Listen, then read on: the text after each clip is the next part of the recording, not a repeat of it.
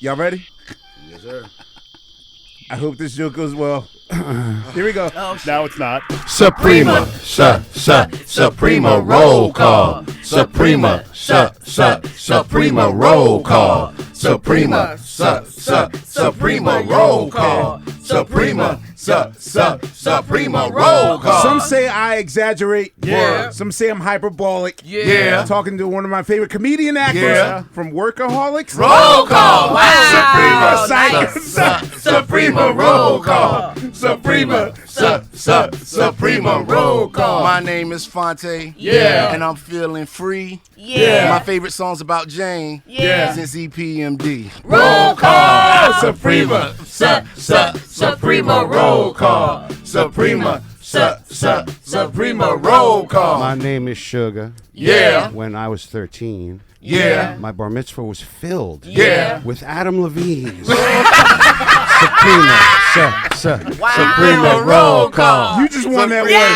You just won that one. Suprema, Suprema roll call. Unpaid bill. Yeah. Perhaps you've heard. Yeah. Why Questlove? Yeah. Dressed like Big Bird. Why do you always go to something other Suprema roll call. Suprema, Suprema roll call. It's Laia. Yeah. And is it me? Yeah. Adam's here. Yeah. And it's hard to breathe. Roll call. Suprema, Suprema roll call. Suprema, Suprema roll call. My name is Adam. Yeah. I like to go Adam. Yeah. Y'all want hits? Yeah. Yeah, I got him. Roll call. Suprema, Talking shit. Suprema roll call. Suprema, Suprema roll call. Suprema, Suprema roll call. Suprema, Suprema roll call. Bar mitzvah one was my favorite. Bar mitzvah was good. Nah, that was it. I had That to was do one. one. I had to do one straight up and then I let it go. Good job, Steve. Steve, I know you should leave. You're done. Yeah, I'm sorry, Well done. Steve. You won. That was amazing. Really. Yes, I'm in Big Bird mode right now. You look Hands in the mohair, son. So You look fantastic. yeah, in case you guys missed, I don't know where this episode will fall, but after the Wayne Brady episode, Inspiring. him rocking his mohair, I have an entire mohair section, which I don't like wearing this because this. Of course you do. This tends to also get in the food you eat.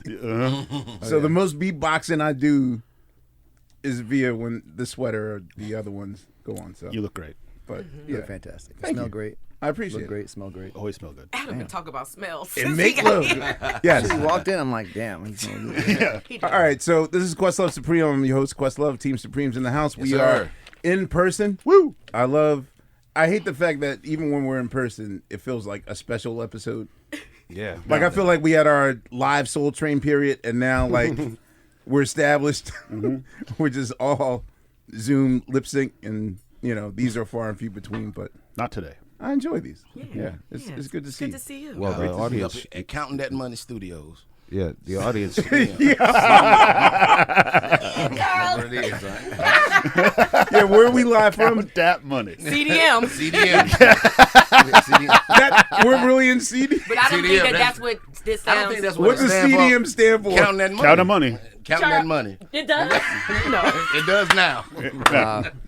Anyway, good to see you guys. Everything's fine. It's great. Fantastic. Shit. All right, no one's going out for cigarettes.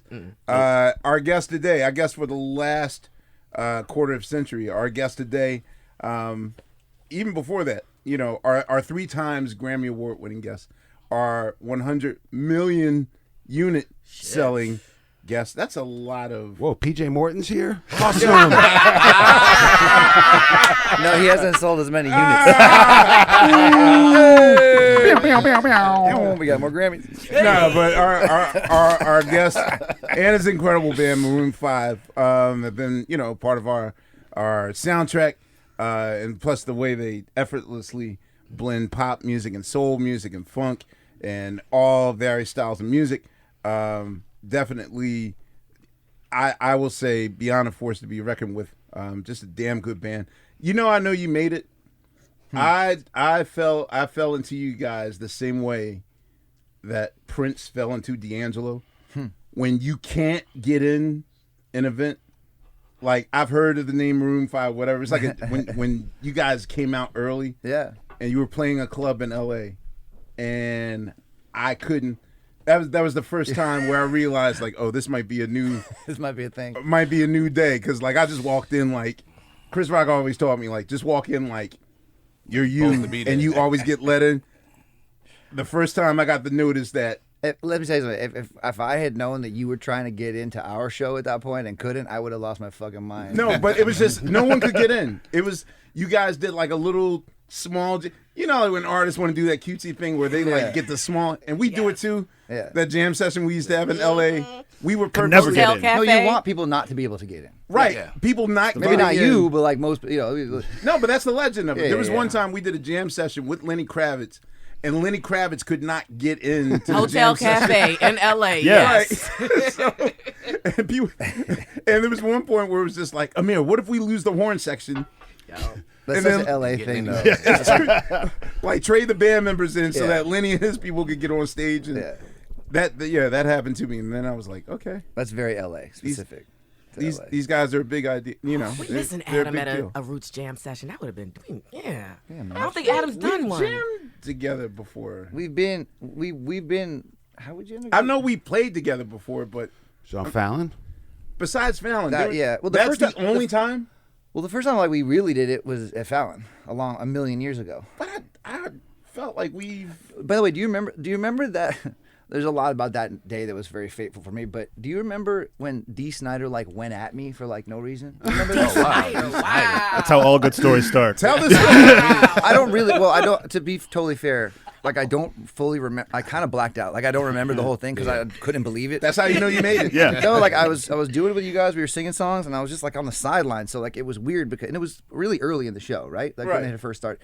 And he was a guest on the show, and I He was don't a know couch guest? He was a couch guest. Dee Snider? He was Bro, on it a was a long reality show. time ago. It was when he was on a reality show because he did And a it, reality show. and it was a This is long when time. They were huge, Twisted Sister, so it was a Yeah. really long time. And No, I I know that, but It's not gonna be a great story because I don't remember exactly what he said, but he like went at me for no reason. Like, and I was just like sitting on the side with you guys playing, and he was like talking shit somehow, and I kind of stood up for myself, and I think that was like he was like, oh shit, and that was like a moment. You weren't gonna take it. I don't remember. Thank you. Damn, Oh man, you're on Wow! fire. Go, Steve, get the fuck get out. out of here. You got damn, Steve, Steve is you're done, man. Downtown, son. You're pushing your luck just being I here. know. You should get the fuck out of here. What can I say? I want to rock. You know?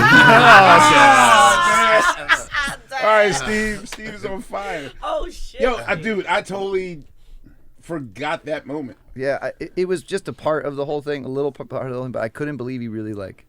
I wish I could remember what he said. I wish I had it on tape, but I don't. So. Damn. I nothing but love for him. Whatever. But well, wait. Since you talked about the day, is there any truth to the rumor that was the okay? So what you're basically referring to is that back when guests were allowed to sit in with the Roots, either. You know, I mean, it's just a way to double down on it. Instead of being an actual music guest on the show, you could just play with the Roots doing the commercial bumpers. And that ended, weird enough, after an ill-fated You God episode. You got Wu-Tang? I thought he was all proper. Oh, now. no. Here's the thing. I love the sit-ins. I love the sit-ins when I'm really, like, at one with the guests. But then there's always, like, maybe 8 or 9 guests that are either kind of switch baits for publicists. Like, if you want Beyonce on gotta the give me show, this. Right. then my other guest has to sit in with you guys, or somebody will put Jimmy on the spot or whatever. Like, I'd love to play on your show. You know, yes. You know, You don't do them anymore on the show. Let's sit in. right. So when you got sat in with us to promote his book, you got thought he was also going to be a couch guest. Oh. So, you know, he did the old thing, like Jimmy does the monologue, then he walks to the desk and he talks about who's on the show, and then he'll give a shout out. And sitting in with the Roots today, ladies and gentlemen, you got from Wu-Tang Clan. And you got like stood up It's like, oh, thanks for me. And then he like Started walked walking over. to the desk like, oh, God. But the way he just walked over and crossed his legs and sat down, like he and belonged started there. doing this, Confident.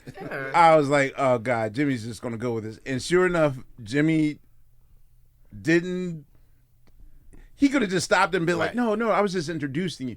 But he let you guys sit in for like 2 segments, like as Ed McMahon. Oh, and wow. Okay. But we were so happy because I was like, yo, I bet you it's going to be a never again moment. Sure enough, Damn. never again.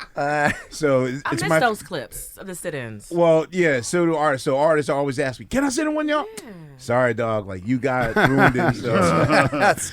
But for you, when you sat in with us, is it true that the producer of he saw that? NBC, I guess that's what they told me. They saw it, and then I think part of it though also was the interaction with Jimmy. with Jimmy. It was a comedic. And it was great, and Right. it was like we had a thing, and so I think that was what they saw too. Is me obviously standing up for myself in front of D. Snyder. That's that for was the the thing. voice. Before the voice. That's We what were you're saying? we were all kind of rapping, and it was like, okay, cool, that you can handle both, you know? Right. And so I think that's probably what started it. So hey, thanks See? guys. Greatness came from that. That's what's Yeah. up. If I hadn't done that sitting, then, Wow. All right. So I will start the. Wait, We actually- still haven't said his name. Oh, wait. Yeah, there's that. But I probably have the rehearsals from that day, from what day? from the day you sat in with the Roots. Oh No. yeah, we have all the I could rehearsals. probably send you those. By the way, that was a crash course. That was an education. Sitting in with you guys. Wait, can I say your name first? Adam Levine is on our show from Maroon 5. Yes. Okay. Sitting in with you guys. Oh, Yeah, now- talk about that. It was just so fast because they move so fast, right? So you're like, because we take it. The band, we barely practice. Like it's bad. Guess what? actually. No band practices. I know, but you guys practice while you're performing. You guys are so good and so in it that like it's crazy to see. But that's the thing. Like, I don't say this much because I don't know how Jimmy feels about it. Because I don't want him to feel like this is just like a dismissive statement. But for me, us doing that show is us going to the gym. Yeah. Like, we've never practiced as a band. Even that time when we really first met, when PJ was practicing with you guys, like, we've only had like maybe 7 of those in our entire 30-year existence because. And they're painful when you do have to do them. I Dude. don't like to do it. Like it's not fun to practice. Well, Ahmir, you do rehearse quite a bit for special event concerts, like things Since like that. 2009. But that's the Okay, thing. Well, that's But like you the last organize. 15 years. So you were there for the first week, and remember the first weeks of us figuring out like what this new life is. We didn't hit a note until an hour in, and that's because I went in the hallway to call Rich, and I was like, "Yo, what do we do?" And he's like, "What are you talking about? What do you do? Just start rehearsing." And to sit there with just the 7 people you're in a band with and rehearse to me was like, it was the hardest thing. Well, you can't practice. I know what you, but it was to see it all in real time because also the way that the show moves, which is so quickly, and the segments you got to feel out. It's a whole different world than what I was into. Well, you were easy because some artists will come in and really not get the concept, and always explain to them that it's how we end the song that's important, how fast you catch on. It's also look, as everybody knows, it's not what you do, it's what you don't do, and it's how you listen. And it's like, Right. And if you don't do that, it's a disaster, I'm sure, for you. You're But like, oh yeah, my God. we've had a lot of crashes in which the artist will be like, no, let me do that again. I could do it better. I'm like, no, you don't get it. Like it's supposed to It's end. not how this works. Right. So you go right in there. Okay, so I always start the podcast off with the first question, which is, what was your very first musical memory in life? Whew. I know the first record I bought, and I guess I could say that was my first. It was so long ago that I would say my first, other than my parents playing music in the car, Right. which is probably always the Beatles. This is so funny, but I remember very distinctly buying the Eddy Grant Electric Avenue single. Electric Avenue. That I but it was like a tick. I played the song. Like my parents were like, I never need to hear the song again. Oh, so what? It's not unusual. Is to John Mulaney That's what Electric Avenue was to you as a kid. Probably. It was like ad nauseum all day long. Please God, I don't ever want to hear it again. That was a Right. fun song. That's a great song. Hey, Yeah, that song was comes great. on. That song holds up. Yeah. Plays Yeah. today. Dude, when Jimmy wanted him on the show to do Electric Avenue, Really? and the first thing he wanted to do, you know, like artists might have that Smells Like Teen Spirit moment where they don't want to do the song that they're known for. Like Bobby McFerrin, like you know. Yeah, like I won't do. Don't worry, be happy. Fuck that. Like play that fucking song, please. Right. And so, Listen to the song and realize what it's about, and then realize you should play it. Okay. yeah, when he came on the show, you remember this, Steve? Yeah. He wanted to do like a different version of it. He wanted to do mix that. it with "I Don't Want to Dance," like the other minor hits that. He wanted to do the B-side Time Warp. Yes. Yo, wait. So, do you know about Time Warp? No. Dude. So, Time Warp is. I didn't even notice this, but we've all heard Time Warp because Rocky Horror Picture Show. I was it's about to say that. no. Very it's- different Time it's- Warp. It's So like guys, we gotta specify which. Which time So warp? Time Warp Doesn't- is kind of a damn. Do I have it? I got to pull it up. It's a song of his that was like a B-side that wound up being kind of not him going rogue. The only way I can describe it, you know, like Dog Was a Donut on Cat Stevens' record. wow, that's a good metaphor. Yeah. That is a deep cut. It's like an instrumental, right? That To really It the is Time an Warp. instrumental. Okay, so Mr. in- Encyclopedia. Yeah. Yeah, right? No, That no, made me no. feel In stupid. '77, Cat Stevens had a synthesizer endorsement deal with the company, of which he promised, like, okay, one of these songs, I'll play your instruments on the record. But Cat Stevens ain't necessarily a synth-based artist. He's like acoustic. Yeah. You don't say. Right. And so basically the penultimate cut, like the song before the album ends, he did a quickie little 4-minute demonstration song of this new drum machine and whatever, and it actually fucked around and wound up being like a B-boy classic. Wait, who are you talking about right now? Cat Stevens. And Cat then Stevens. Which he's will getting lead back into- to, Thanks for asking, Yeah. Adam. let's get to Eddie Grant and then back to Adam. Levine. My mind just exploded. Listen. Welcome to Questlove Supreme. I gotta find gotta it. hear All it, right, though. here's the edit. Hang on. Adam, when's your classical guitar record coming out? Very soon. Just like Finishing ding, ding, touches. ding, ding, with harpsichord. I gotta win a Grammy. I gotta find another That's right. You category. need a best medieval album. I gotta find some shit no one knows about. All right, I gotta get a Find your loophole. niche, man. I need Find a it. loophole, man. Eddie Grant wanted to come and do Got Time that. Warp. Got- we're Just getting came there. back. We got a full circle. Oh, I'm You're there. I'm very focused in the morning. So, Fuck yeah. yeah. And now the show's over. Thank you very much for being on the show. Thank you, Eddie Grant. Eddie Grant really fucked us today. Anyway, so you loved Electric Avenue. Yeah, so that's the point. That's the point. But wait, he came on the show and wanted to do the B-side. Yeah, Which is crazy. and Jimmy is always watching the music guests from his dressing room or his office because he has a monitor in there. And he tries not to come out and freak out the people that early in the morning. But that's the one time in which, we're like, okay, so we'll do one verse of Electric Avenue and then we'll do Time Warp, in which you're not singing at all. And then Jimmy ran in and it was like, guys, no, I need you to do Electric Avenue. And then at that, he wanted to do like a blues harmonica version of it. Oh God, yeah, yeah.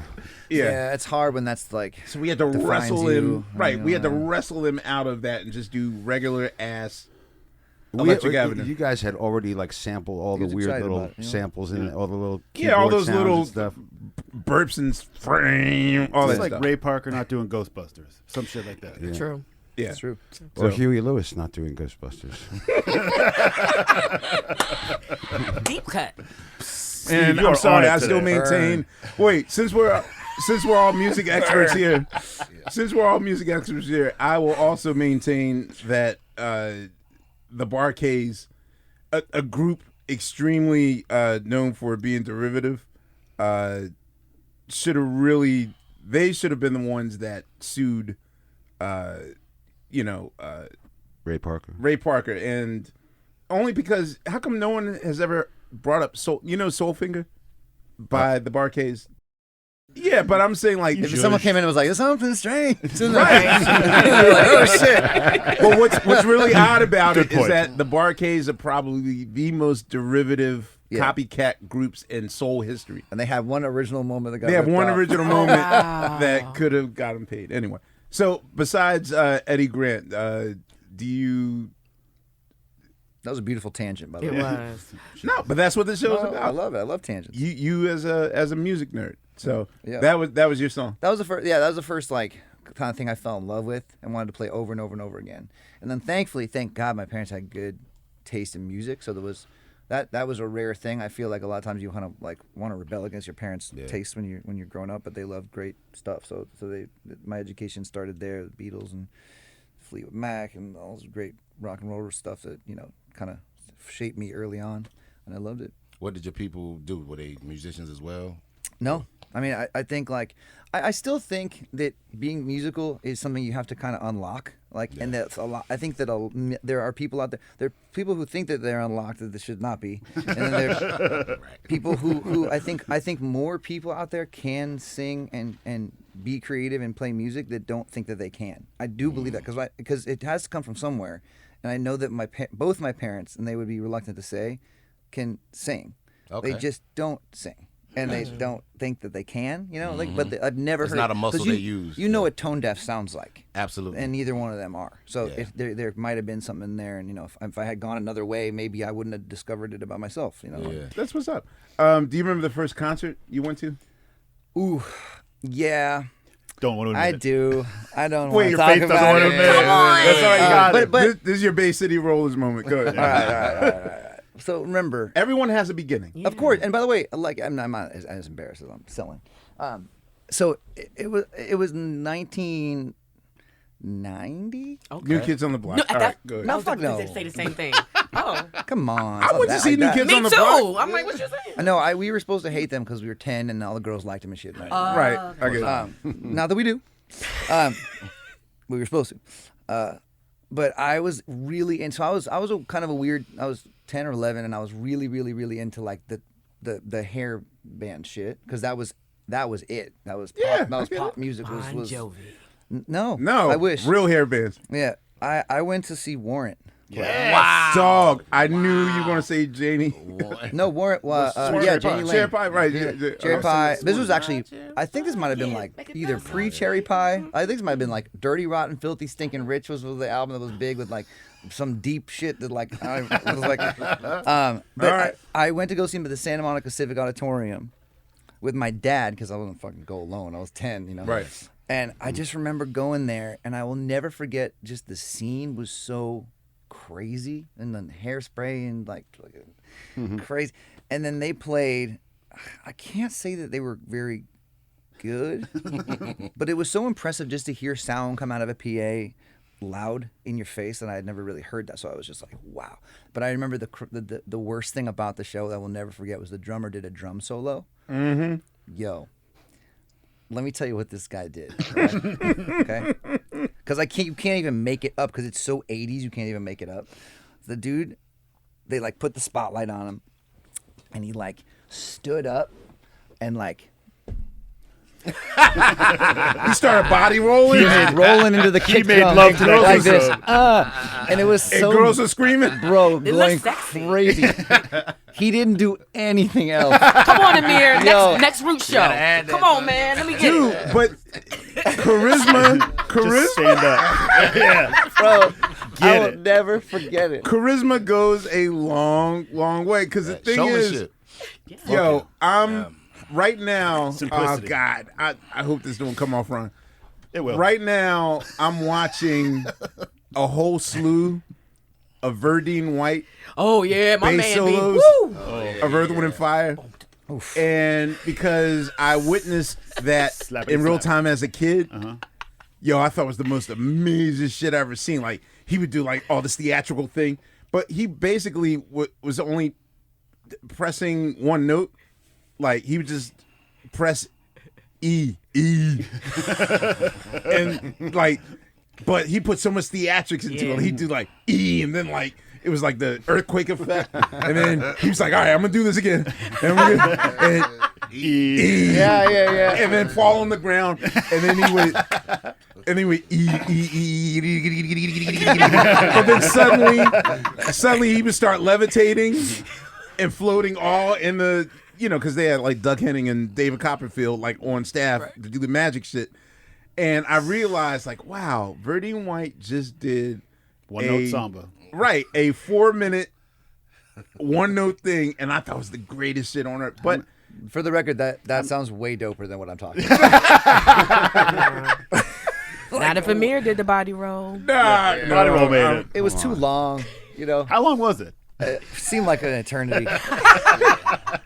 It seemed like it was, and I was so young. For me to think it was lame was crazy. I was like, bro, play the drums, please, do something. But yes, the showmanship, of course, the showmanship is a part of it, and it was. I still talking about it 30 million years later. So it had an impact.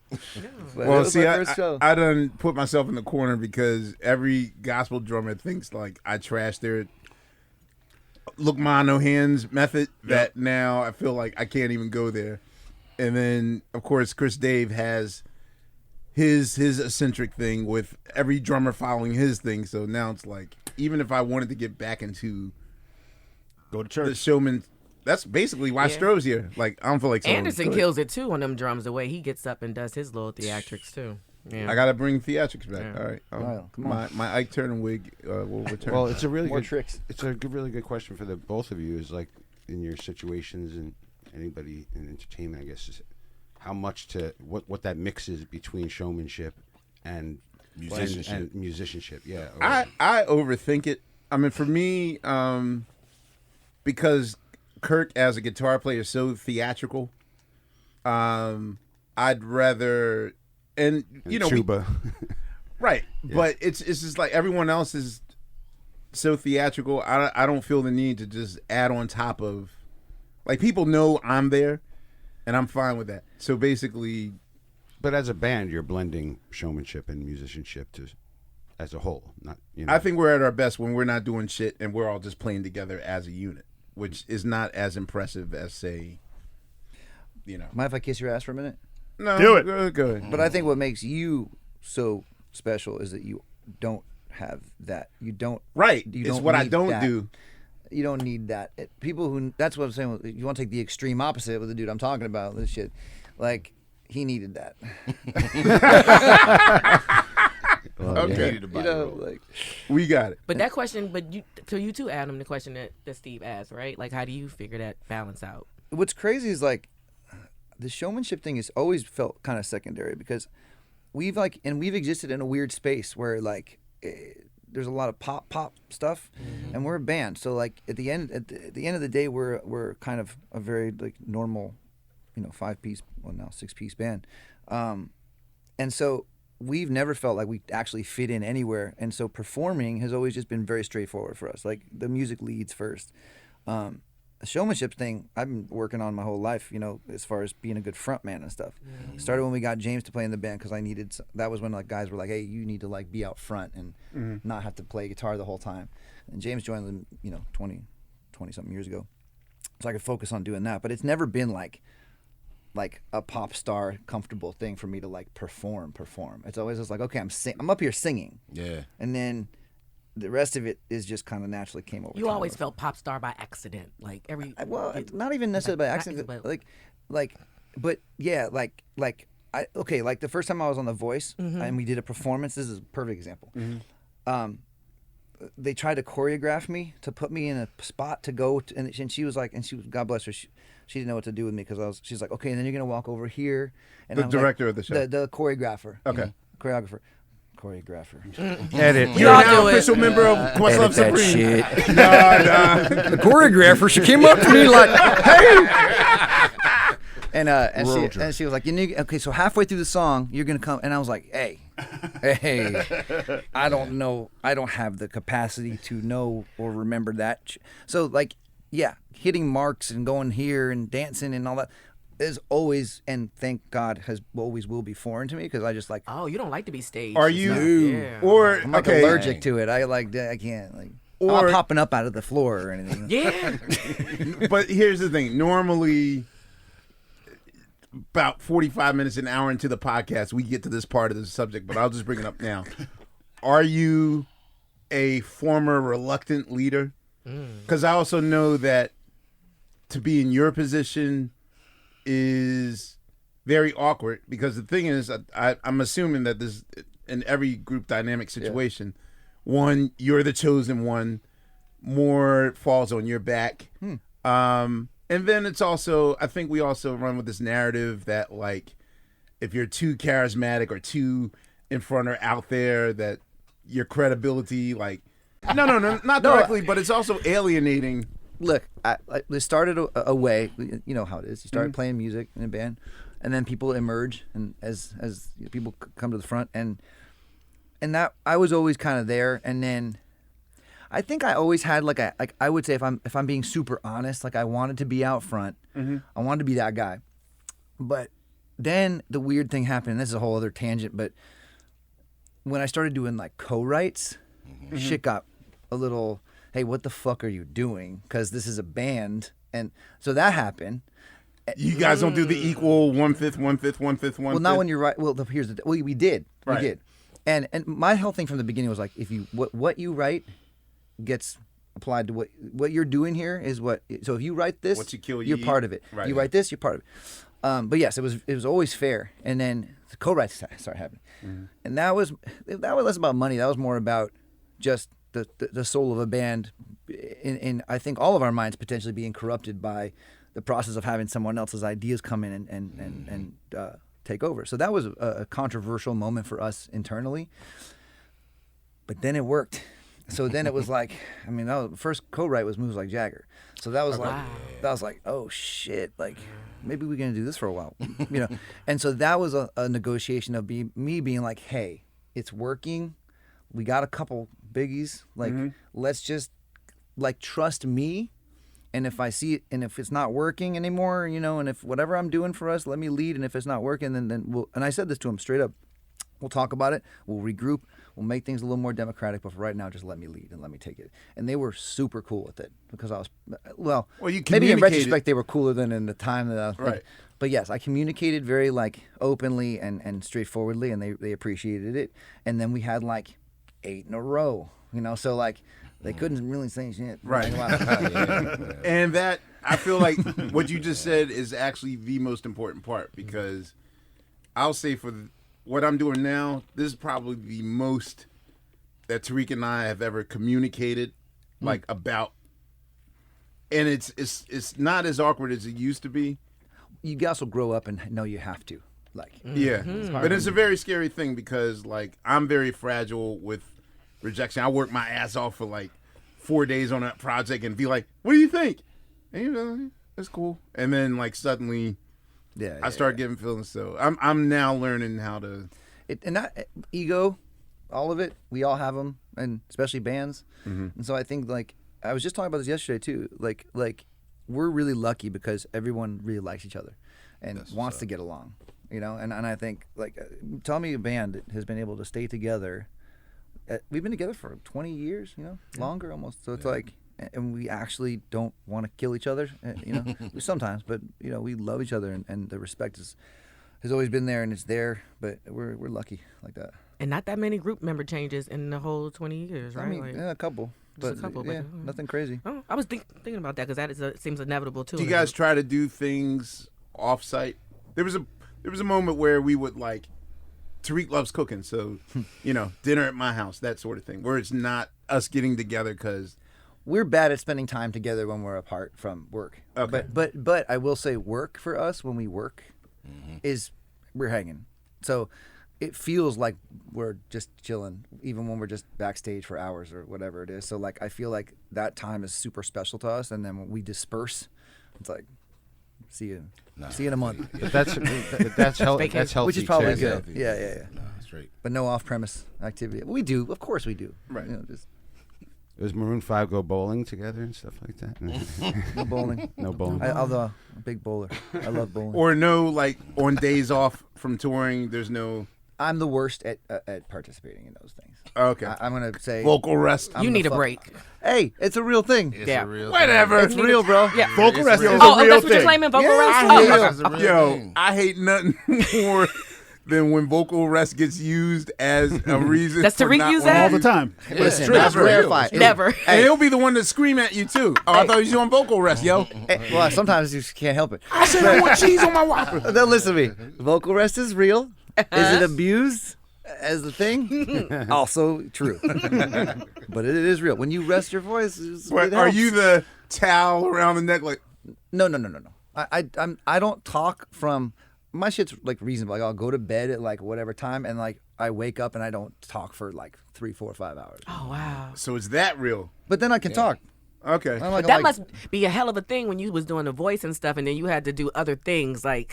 voice threw me. Ooh, that's into so much some- talk. Really? I don't know. That was a hard time because I had to do all these different things at once. And A lot of just- energy. A lot of multitasking. Yeah.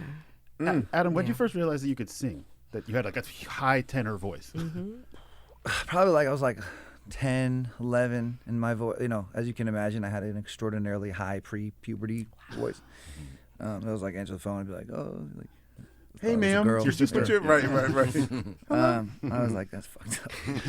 That shit left a mark. That shit left a mark on me. Whatever, it paid off. Yeah, it did. I had this amazing. I always talk about him because he's the greatest.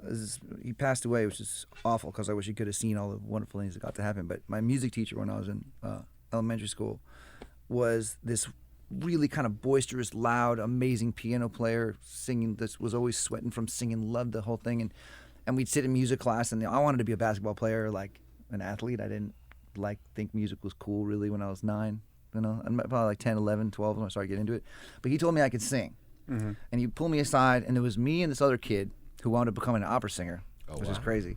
And he would pull us aside every day after. He's like, "You guys are so good at this. Like, you don't understand. You guys are very, very good singers. You can sing. You should." And I was like, whatever. Singing stupid. How would he hear you? How did he know? Because he could walk around and he would see and he'd hear. Also, it's easy when no one can sing. Like when someone can sing a little bit, you can tell. But I was just shy, and I started playing guitar and still didn't want to sing. And the only reason I became a singer is because I was literally just the best guy in the band at singing. Yeah. So I wasn't very good at it when I started, especially live. And then that, of course, like over time. So with Kara's Flowers, the group that Maroon 5 eventually morphed into, what was the lineup and the whole division of labor in that? Like, who was singing? Who? I was singing in Kara's Flowers. I was always the singer. I was always the lead singer. It was guys did background vocals, and the songs were like I wrote weird songs about nothing because I was so young. I didn't have anything to write about. So I wrote How about old were you when you guys started? like 15. All right. So what band? Every group starts off as a prototype of what they would like to follow. Oh yeah, first it was so for Kara's Flowers. First it was Pearl Jam, and then it morphed into like Weezer. You know what I mean? Wow. Like it was like the time because we're still your kids, so like you just like you take on like whatever you're in love with musically. So like, and then we got signed to Warner Brothers to Reprise as Kara's Flowers, and we at that point the music it was so weird. It was like cool kind of power poppy music, but like the lyrics were so whack and crazy. I can't believe that's actually out there for people to listen to. So yeah, it was like a product of the times again, like the '90s, like kind of poppy. Power poppy, I guess. And what year was this? year? 97. Okay. Came out. Who produced it? Rob Cavallo. Wow. Oh, wow. What? Yeah. So Yeah. this is a whole he other. I have a produced it? whole other life. Tell me. I want to know this shit. Hit me. Cavallo, super manager, Prince, Yeah, Earth, Wind and Fire. Still one of my like closest friends. He's the best dude. Super talented. And then Bob, his dad manages all them. Oh, this is his son. Rob is his son. Rob is his Produced son. Green Day. He Produced did Goo Goo Dolls, I think. Yeah. Did Produced a not bunch know of- that. Okay, Yeah. I didn't know there was two. But yeah, anyway, he saw me play, and then we wound up getting signed before high school was over. So that was a crazy. And back then it was like kids weren't getting like. What was that like? Oh my god! I witnessed Boyz II Men go through that in high school. Well, So remember, first of all, it led nowhere. But like the initial, like the contract, the hemorrhaging money making a fucking record because it was back in the day when like Right. people used to spend. Yeah, when they were actual recording budgets. Oh my god! Like you were in 10th grade when you got signed? 11th grade. Fuck. So what were you thinking like back in 11th grade? I'm like, yo, I'm making it. Like, And who's reading your paperwork? We were good. Like it was, Okay. but also look like the record deals of the past, because we got a little and we had a failed record deal that we Right. soon dropped from. So, but we had a record deal where it was like if they let us go, they had to pay us. Like that will never happen. That's a Wilco situation. A zero success. 17, wow. Matter of fact, Wilco learned from Reprise. Oh yeah. So like that was like a different time of the record business, but it was a learning experience and it was fun. But yeah, Rob produced the record, and this was like he just produced Green Day, so we were like, oh shit, here we go, like bam, record went nowhere, sold like 8 copies. They dropped us like a year later. But wait, okay, since you got signed in '96, can I take a wild guess that, because I'm like, wait, you guys were super young when they signed you. Were they trying to cash in on the Hanson kind of? Well, here's what I was gonna say. No, because we were way more alternative. Okay. Like when we first started. Who's the trio from Australia that also was your Silverchair. Silverchair. Was it more akin to that, or Who said Silverchair? That was Bill. Yeah. that's why he's here? Silverchair. Yeah, we weren't that grungy either. Like it was just. That's what I was gonna say. Though it was so rare. Like back then, like maybe different in pop music, but being a band that's that young, there was no one. That literally, like, remember, like Ben Lee had a thing where he was like, "Holy shit, they signed this kid Second who's like Coming. 16." Yeah. That was it. It wasn't like there was all these bands being signed. So it was very rare to get the deal in the first place. And I think like even back then, like everyone knew kind of like, oh, these kids might make it someday, but I'm not sure this is the iteration Today that's ain't the day. gonna do it for us. It was a wild time. I mean, being a senior in high school, every day leaving school and driving to like Conway. Wow. It was Ooh, like post Death Row Conway too. oh, and hey, Can-Am, baby, that was some shit. Can-Am. You went there? I did. I took a tour. Can you say anything? It was post. No, it was post that.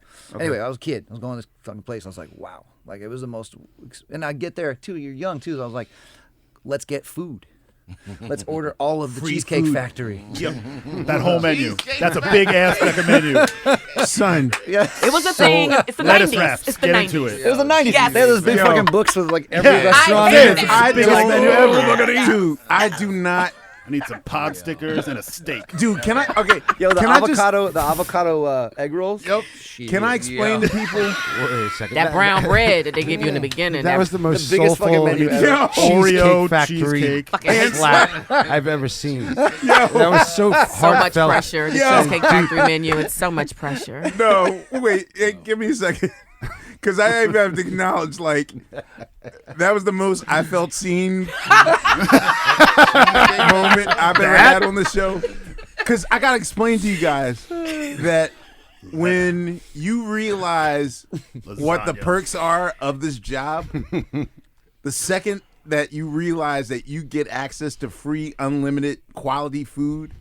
Yeah. I always tell the story of Wendy Goldstein having a refrigerator with nothing but orange juice in it. Like, think of the way that they open the refrigerator in Nothing But a G Thing, whatever. It's like all 40s in there. When she opened that, So specific. all the roots looked at each other like, yo. Her vitamin All that C's trap, off the- and then next thing you know, she went to the vat. Whatever, we just started, we started housing all of her orange juice. But dog, You yeah, can't believe it. You can't believe it. I'm telling you. I never Pay forget orders. The books. The Yeah, it's a fucking binder. books. The This cheese Oh, and steak. Mexican food, Asian every food, menu, Italian fucking, food. like 3 menus per page. With Yep. ads. Oh, With yeah. ads. Like, why are there ads in the Dude, menu? we wouldn't even have sessions at. We would just know that we had an account at a specific studio. Yeah. Like that was the original Postmates. We just go by Battery Studios and order shit and be like, How charge about it that? to Hey, how about that? How about the fact that someone's gonna go get it? Yeah. Right. And yeah, bring you it had a back to runner, you. Yeah. Best. Way before DoorDash. Y'all don't know what these folks is talking about right now, youngins. It's the ultimate It was a different luxury. time. Before Postmates. I still not over it. I'm still like, you get this for me, bring it back. and long distance. Oh God. After you finish reading the cheesecake menu. And long distance, boy. Whew, that was awesome. So, what were your expectations at that time? Super high. Just so high because I mean, they were always high, but I think like the only time that I had delusional. I always say like it's a you have to have a delusional amount of self-confidence to make it, because you have to really believe like a lot. Big facts. Here's the thing, though. In this mind state that I'm trying to permanently place myself in, I don't know if delusions, like, is delusion, It's not a the whole good thing. delusional of grandeur thing, is that really a thing? Yes. Okay. It depends. Well, yes. Yeah. It's all semantics of how you want to word it. Because it's Yeah, like, it's very much like this is a book I read like a while back. When it's called Good to Great. It's a business book, and one of the things that they talk about, like the CEOs that like took their companies to like record growth and shit. One of the things they all found out was they used something called the Stockdale paradox, and what it is based on this general Jim Stockdale. I don't want to fuck his name up, but anyway, he was a POW prisoner in like Vietnam and shit. And so when he made it out, you know, he would talk and people would ask him, well, how did you make it? Like what it was. And the thing he said was, you know, the first thing I did was I understood that I had to accept the brutal reality of what it was. Like I had to accept just the brutal reality, but still at the same time, understand that there was a way that I could make it out. And he said, you know, the people who didn't make it were the people who was like, we'll be out by November. Then November comes. We'll be out by December. Then January comes. We'll be out by whatever. He said they don't make it because those are the people, they don't make it because they die of a broken heart. You know what I mean? Okay. So you have to have there that, is an aspect delusion. that exists. Yeah, you have to see how energetic, fucked up, yes. especially in the music industry. Are you shitting me? Like you have to see like, okay, this shit is fucked up, but you have to have that delusional belief in yourself that you'll make it no matter what. So I feel the filtered way, that makes total sense, and I get it. So basically you're saying you have to stay in the present and pivot towards your future, which we rarely do. Like a lot of people are either ruled by either tragedy or trauma in their past that makes them how they are now, and they don't get over the past. And so I see that now. But I also do believe that, you know, for everyone that I've ever judged, and mind you, these are toxic people now sort of going through their shit. But anyone that we ever ruled as arrogant or fool themselves or that sort of thing, I also noticed that they've made it because they had to convince themselves that I'm that level. I mean, the It's industry powerful. rewards sociopaths. I mean, yeah, it's like You have to. Well, here's the thing. You don't have to be a sociopath. No, I'm not not saying gonna you don't say have that. to be. No, Yeah, you yeah. don't be that. But I think I'm a sociopath. Well, look, but in a nice way. God, these are all very tricky conversations. Adam, what do you think? wait. But delusional self-confidence and manifest destiny could be the same thing, right? Like, it's just, I think one is a little more cynical and silly sounding, okay, delusional self-confidence. Like, that's like you say that tongue-in-cheek, and then manifest destiny is a little more, has more gravitas and it's heavier, so you're like, okay, it's more serious. It's the same idea.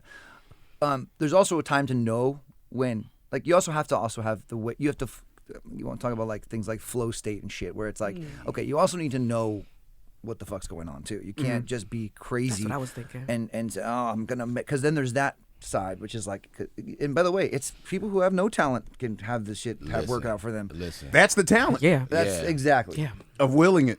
So it's like with this phrase imposter syndrome. I'm like, real imposters, they don't have that syndrome. No. Like, you know what I'm saying? Like, there's no like people. Damn, he's bye, Steve. Fonte just took over there. No, like people like scammers and shit. Like them niggas believe every word they saying. They have no disbelief in themselves. They will lie like a motherfucker. So imposter syndrome. That ain't. Believing it, you have imposter syndrome is almost like an insecurity that exists when you're not. Exactly. Because you actually have a conscience. Right? No, for real. Straight up. But also, we're pre-programmed as people pleasers to, like, I gotta seem humble out this thing. But I'm trying to lose that shit. It fascinates me though to see when someone is capable of being borderline sociopathic and not giving a shit about how they come off and being crazy about it, because you're like, wow, that would make me so uncomfortable to act that way. I think Prince is that. Yeah. So I do think that there's a good. There's a line. There's a line. Damn. Yeah, don't use that as because I'm gonna shut the fuck. Right. No, I just meant. I don't know. It's a hard thing to learn. But what I'm trying to get out of you is, so there was a moment where I felt like, yo, we got a deal. Everything's going great. It's so awesome. And then 3 weeks into it, then I was like, oh shit, this is not going to work. and it took 5 years to get me out of the depression of we're not going to make it. But that's a big moment. How did you? That happened. We haven't gotten there yet in the Okay. story, right? Because if you're successful now, standing here today, every single one of us has had a failure that they had to deal with, a big one, Right. At least one big one, and so yes, you experience that first failure. You're riding high. You're like, hey, we got this record deal, money, fucking cheesecake, like, and then all of a sudden, which we all know, it all goes away, and you're like, oh shit, no more cheesecake, no more money, no more fame. I'm not gonna go platinum, you know. And I how gotta long start was it? over. How long was it until? We got signed when we were like 17, 18, almost 18. Our parents had to sign the contracts, Right. That's fucking awesome. which is crazy, crazy. They all had to sit in the room and sign. And then I would say, so we graduated high school. And I was like, peace. Like, you know, I'm going to go be a rock Band star. over? Straight to the road. Fuck a straight to tour. college. Went on Right. tour. Yeah. And then I would say by like December of that year, so graduated in like summertime, early summer, and then by December it was like, oh shit, this is not happening. All right. It's done. And then it kind of started unraveling. So that moment was like, whoa, this is that's fucked up, because your dreams are just dashed. Like, you know how that goes, because the minute it's so fast, and you think you're going somewhere and then you're not. And so that getting dropped was like, and then back then, at least, I don't know if it's the same thing now, but like once you're tainted in the record business, it's like fuck. So if we could get anyone to like us again, to sign us, that'd be really tough. Fortunately, we kind of did, but that moment is like really the what are you made of moment. That's like okay, you're gonna. How hard was it to change the name? Because that's the moment where you Easy. realize I hated that. that stupid name so much. I hate Maroon, the name Maroon 5. I hate the name Cars, Flowers. I hate Wait, it all. why? Band names are stupid. Well, Look, who not all of us, came up with it not then? all of Why? us get to be called the Roots, bro. All right? They weren't always. We were forced. We wanted to be Square Roots. Yep. Well, And whoever it was forced like- you to go with the Roots was Smart. making the right decision. Well, It's a great band name. Is what I'm saying. how did you come up with Cars, Flowers, and Maroon 5? Cars, Flowers was easy. Maroon 5, I'll never tell anybody. Except I told Billy Joel. He knows. Ask him. All right, we gotta get Billy Joel on that. And we will, Adam. And he doesn't remember. 'Cause Oh, okay. Well, damn. He's Billy. Billy had a few and didn't care. Right. Sounds like every day.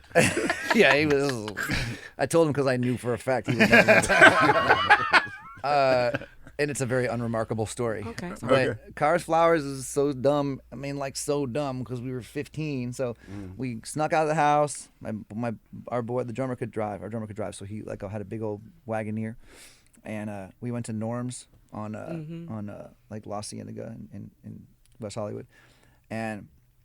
You know, you're out and like your parents don't know you're gone, and you're at a Norm's getting steak and eggs for $3.99, and being a band and being stupid. Norms, bro. I mean, come on, it's nasty. You gotta have No, but it's great at 1 in the morning. Oh yeah, it was late night Norms. Right. And we're eating, and we're like, we're gonna be in a band, we're gonna be fucking huge. We gotta get a name. And all. It was that time. It was Right. So there's no better time in your life than those times. And then we were like, and we were all in love with this girl named Cara. I don't know why. We just loved her. I mean, God bless you, Cara. You're amazing. And she lived above, so she lived like north of Sunset, like right above the Whiskey. Like, you know where the Whiskey was? Yes. Like right there. And we like loved her for some reason, and so like our drummer like wanted to, we brought her flowers that night or something. The recollection of it is probably pretty hazy, but anyway, so we're back at his house, and we're like, oh, Cars, Flowers, it's kind of awesome. Da, da, da. And then like we played the Whiskey. You know, Right. for our first gig, and it said Cars, Flowers, and like she lived up there. the hill, you know, so it's just like So she was the Rosanna Arquette to you guys as Toto. exactly. Nice. I don't know that story. Rosanna Arquette. Shit, is that Oh, Rosanna Arquette? Yeah, what's his name was in love with her, so that was her song, and shit. yeah, she was like, it's a classic song. All It classic can songs happen. are, you know. Okay, and you won't tell how Maroon 5 got named. Maroon 5, I will say this, and I'm not going to tell you because I can't. But one of the reasons I can't, and one of the reasons why I've shrouded it in mystery for 20 years, It's a great story. is it's so much better this way. Okay, this is your Sylvain moment. It's better this Hey, Will you it's- promise that you'll at least reveal it, like Talk you know, about in your showmanship? will? You talk about showmanship? This is a magic trick. What I have done with people want to know the name of this fucking band. David Blaine. It was a Yeah. magic trick because it is the worst fucking story ever. We'll take it. All right. It's not even like a cool, a dark story. It's like a straight up bad story. Not a dictionary and Not even that cool. Sorry, y'all. Hate to do this, but this is where part 1 ends. That's okay. Stay tuned next week or check your podcast feed for part 2 of Questlove Supreme with Adam Levine. Yep. Oh, and in that next one, he's going to talk about some of those Maroon 5 songs that you know and love and other collaborations. Oh, plus he lists some of his favorite albums of all time. And, y'all, just when you think it doesn't get any better, a surprise guest drops through. I really want to tell you who. I'm going to hurry up and end this before I spoil the surprise that they may have been on the show before. I don't know. So thank you. And please like, subscribe, review, follow, and all that other good stuff. See y'all next week.